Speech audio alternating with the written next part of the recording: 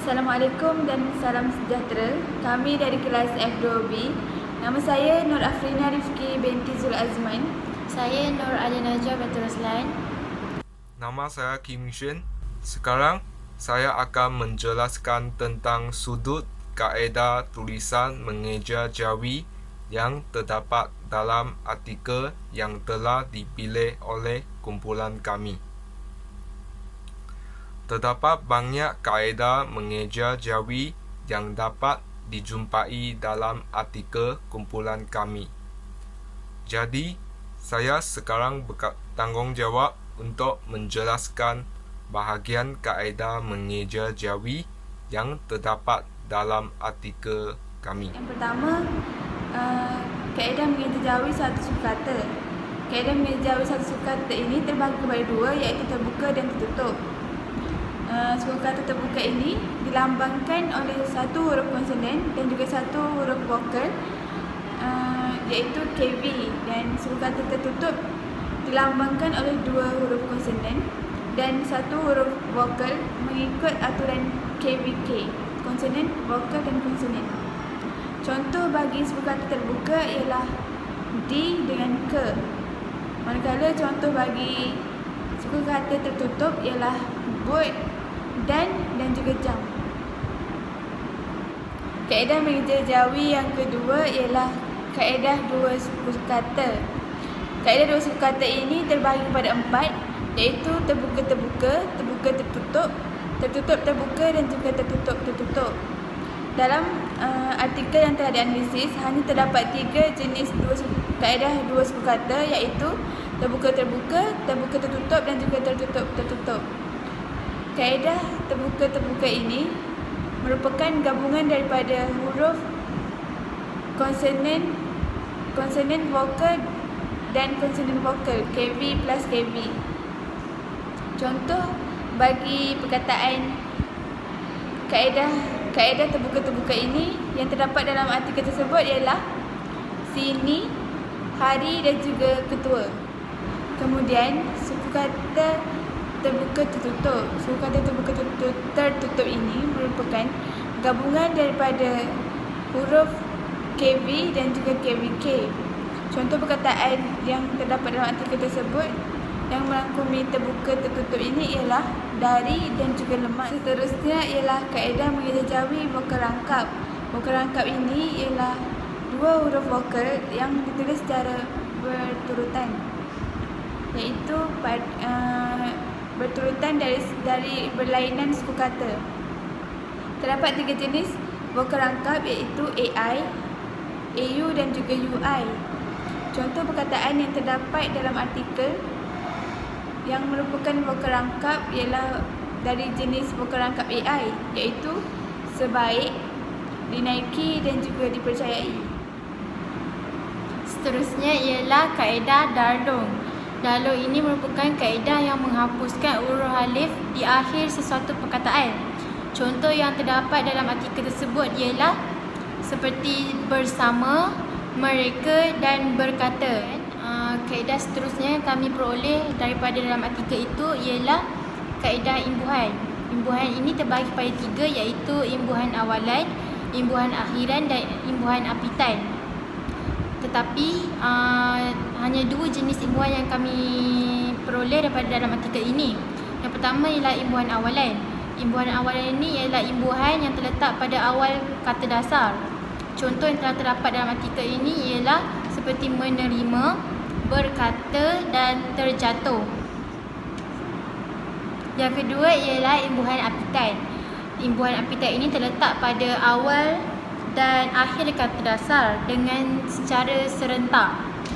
Contoh yang telah kami peroleh daripada dalam artikel itu, contohnya ialah seperti dikatakan dan dilaporkan, di mana imbuhan di dan kan itu hadir secara serentak dalam perkataan itu. Seterusnya ialah kaedah mengeja Jawi diftong.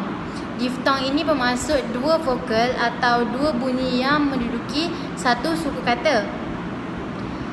Selain itu, diftong ini terdiri pada gabungan dua vokal yang dilafazkan sebagai geluncuran, dan terdapat tiga jenis diftong, iaitu AI, AU dan OI.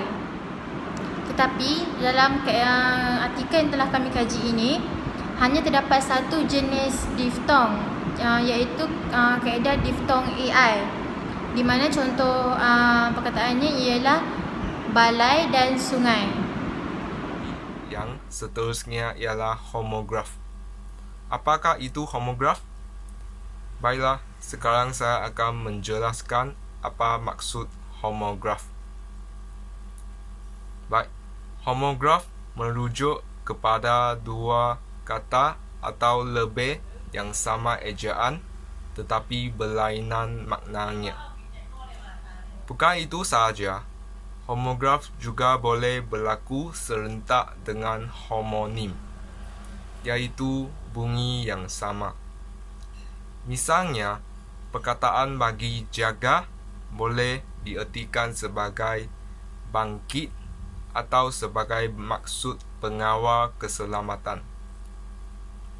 Dalam keadaan ini, persamaan bunyi dalam sebutan baku telah berlaku.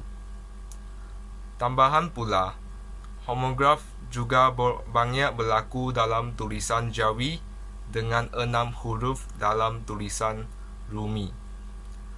Walau bagaimanapun, terdapat beberapa cara yang digunakan untuk mengelakkan homograf berlaku, terutama dengan menambah huruf alif pada bunyi A. Misalnya, perkataan seperti guli dan juga gulai. Baiklah, sekarang saya akan menjelaskan homograf dan memberikan contoh-contoh yang terdapat dalam artikel. Pertama sekali, contoh homograf dalam artikel tersebut ialah terjatuh. Hal ini dikatakan demikian kerana terdapat banyak maksud bagi perkataan terjatuh. Perkataan jatuh boleh dimaksudkan sebagai turun ke bawah dengan cepat bagi bukan buah, daun, rambut dan lain-lain. Bukan itu sahaja, jatuh juga diertikan sebagai menjadi kurang yang dirujuk kepada bukan harga, nilai dan hak lain-lain. Selain itu, jatuh juga didefinisikan sebagai terbenam bagi bukan matahari. Oleh itu, jelaslah menunjukkan bahawa terjatuh mempunyai banyak makna tetapi perkataan yang sama sahaja. Selain itu, contoh homograf yang kedua dapat dijumpai dalam artikel tersebut ialah memancing. Perkataan memancing mempunyai banyak erti. Antaranya ialah menangkap ikan dengan menggunakan pancing. Seperkara lagi, memancing juga membawa maksud melakukan sesuatu dengan tujuan untuk mendapat atau mengetahui apa-apa yang dihajati, mengumpan, memikat dan juga lain-lain. Di sini, kita dapat menilai bahawa perkataan memancing juga membawa banyak erti dan haruslah digunakan dengan berhati-hati agar maksud dapat disampaikan dengan tepat dan jelas kepada pembaca. Lebih-lebih lagi, contoh homograf yang ketiga ialah terjun. Terdapat banyak maksud yang digunakan untuk memahami perkataan terjun ini. Antaranya ialah melompat dari atas ke bawah, menceburkan diri dalam sesuatu lapangan, menyertai, menyelidiki dengan mendalam, mematuhi perintah dan lain-lain. Bagi contoh homograf yang terakhir dijumpai dalam artikel tersebut juga termasuklah menyelamatkan. Banyak erti yang digunakan dalam menjelaskan perkataan menyelamatkan ini. Perkataan selamat ini merupakan kata dasar bagi perkataan menyelamatkan, boleh dimaksudkan sebagai terpelihara atau terhindar daripada bencana atau terlepas daripada bahaya. Bukan itu sahaja, perkataan tersebut juga boleh dimaksudkan sebagai aman sentosa, ucapan atau doa dengan harapan supaya sejahtera. Lain daripada itu, terdapat juga kaedah mengeja jawi yang lain dapat dikesan dalam artikel yang dipilih oleh kumpulan kami. Kaedah mengeja jawi yang seterusnya dijumpai ialah kata pinjaman. Jadi, apakah itu kata pinjaman? Baiklah, sekarang saya akan menjelaskan maksud kata pinjaman terlebih dahulu. Kata pinjaman ialah kata yang dipinjam dari satu bahasa lalu diterapkan dalam satu lagi bahasa.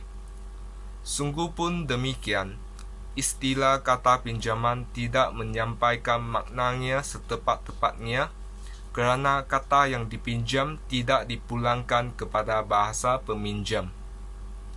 Kata pinjaman juga sering digunakan untuk konsep atau gagasan yang eksotik, iaitu asing kepada sesebuah masyarakat penutur bahasa. Misalnya, haiwan yang tidak berasal dari Nusantara diberi kata pinjaman dalam bahasa Melayu seperti singa dari bahasa Sanskrit, dan kebanyakan istilah khusus untuk muzik klasik Eropah dipinjam dari bahasa Itali.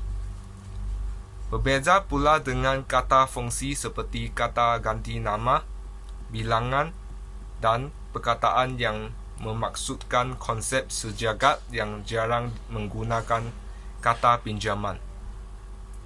Baiklah, sekarang saya akan memberikan contoh perkataan pinjaman bahasa asing yang dapat ditelitikan dalam artikel kumpulan kami. Terdapat satu sahaja kata pinjaman bahasa asing, iaitu bahasa Inggeris yang dapat dikesan seperti boat. Hal ini dapat dikatakan bahawa perkataan boat dipinjam daripada bahasa asing, iaitu bahasa Inggeris seperti boat, B-O-A-T, boat. Di sini jelaslah menunjukkan bahawa terdapat perkataan bahasa Melayu yang dipinjam daripada bahasa asing dan diaplikasikan dalam bahasa Melayu serta digunakan dalam tulisan Jawi.